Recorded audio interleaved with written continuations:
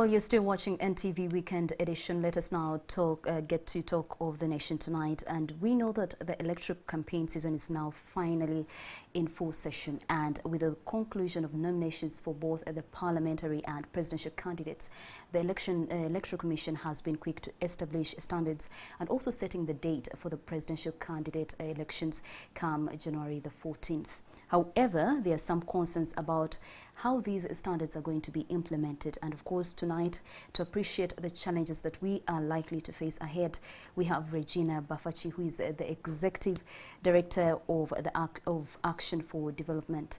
Welcome to Talk of the Nation. Thank you, and good evening, viewers. Well, first and foremost, what are your general observations in the electoral process so far? From the nominations especially, what are your general observations? Thank you very much. My general observations are that, of course, there has been a lot of disruptions. There has been levels of insecurity that have actually been exhibited, because what I have noticed is that, especially after the nomination of the NUP president, I saw a lot of violence. I saw a lot of tear gas. I saw people being beaten. Others, actually today I also saw some of them still maimed.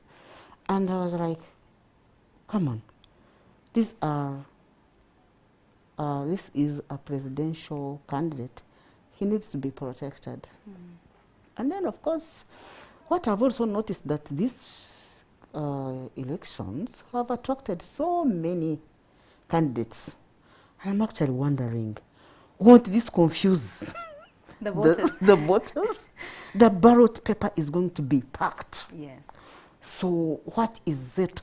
What kind of voter education is going to happen?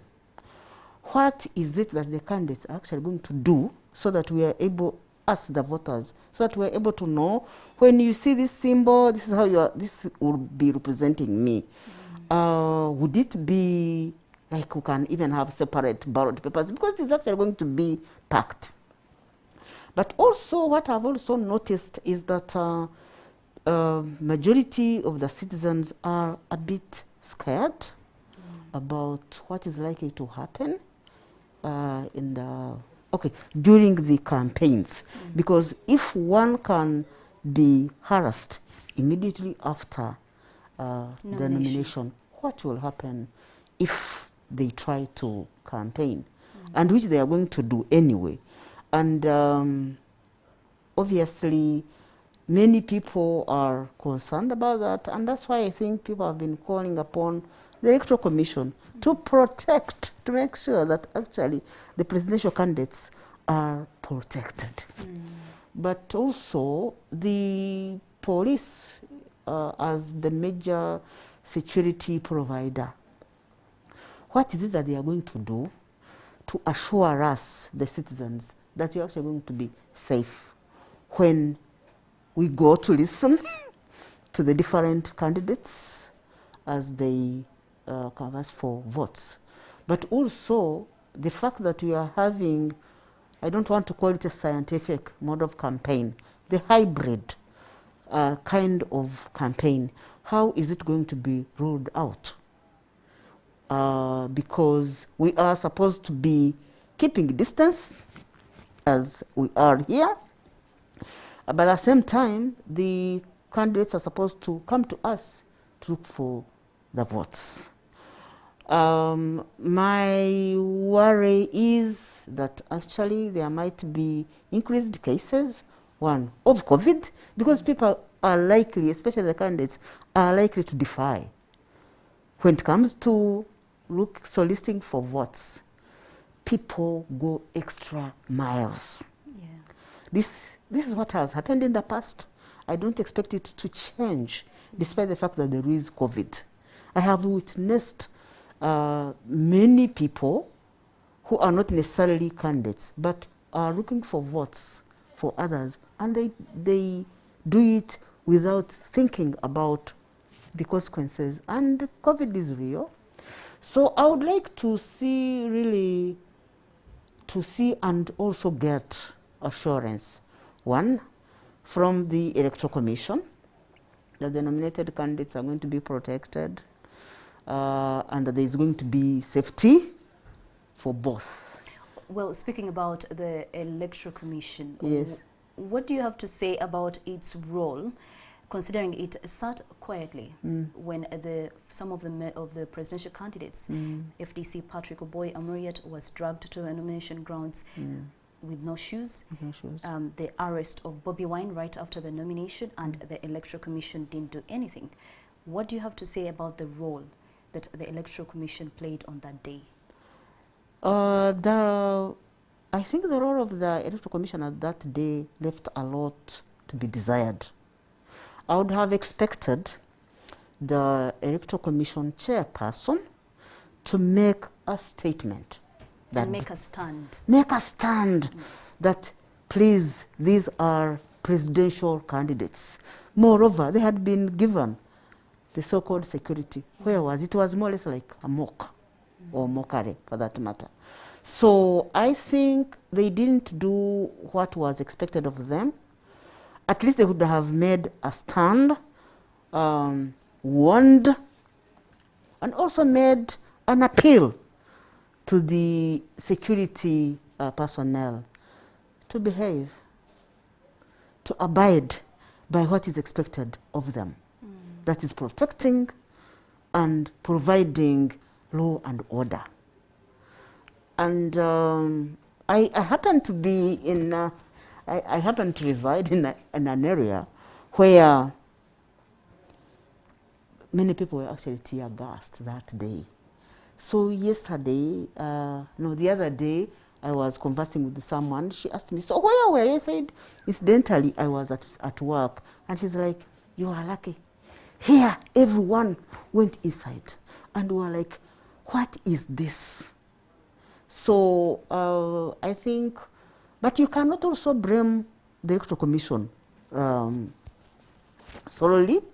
I think it is about a system. I'm sure they were, I want to assume that they were caught off guard. I also want to assume that they did not actually know what is going to happen. But the fact that it happened, as somebody who is in charge of the exercise, they should have come up and made a stand and condemned those acts of violence. Yeah. And we are yet to hear them. And by the way, we just have 62 days for the candidates to also to move to different parts of the country to look for votes. Do you think still the Electoral Commission is likely to treat this entire process fairly? Access to media, will they have that? Access to different places of the country, will they have that? Is that possible? Is it possible for candidates to have fair treatment in this period? I really don't know. I'm not sure. I'm not sure that they will get that fair treatment, fair access to media. First of all, the country is not well versed with or well covered with the different houses. And we also know that the different media houses are owned by some individuals. So it will all depend on, I think, on the goodwill of the owners of the media houses. It will also depend on the security details in the different districts to enable the candidates' access. But we are also watching, personally, I would also like to see the independence of the media houses so that they can actually accord the presidential candidates access, but also quality time. We are yet to see all that. But as I've also mentioned, is that our campaigns are supposed to be hybrid. And what does that mean? That actually people are supposed to be using more of the different media channels, including social media, canvass for votes. But how many people, how many citizens, especially the women, have the appropriate gadgets? How will people deal with violence that sometimes goes through the media? The hate speech. How possible is it that the candidates will be able to control, address all that will be said about them, and also be able to deliver their manifestos? And you know, we are also talking about the presidential candidates, we are talking about the members of parliament, but this is going to be for everyone. So how many media houses do we have? The media coverage in this country is very limited. So I imagine that they are going to have a lot of challenges. Yeah. One, the time is short, but also the limitations in the availability of the houses. And then, of course, the journalists. We'll get to talk about that later on. Thank you, Regina Bafaki, who is the Executive Director of ACFOD, who's just joined us to speak about the current election campaign season that officially started when the presidential candidates were nominated earlier in the week. We saw that as we speak, actually two presidential candidates, Robert Kyagulanyi and Yoweri Kaguta Museveni, have already unveiled their manifestos. So we wait to see what the other candidates have to offer this country. Thank you all for joining us on NTV Weekend Edition. We'll return shortly.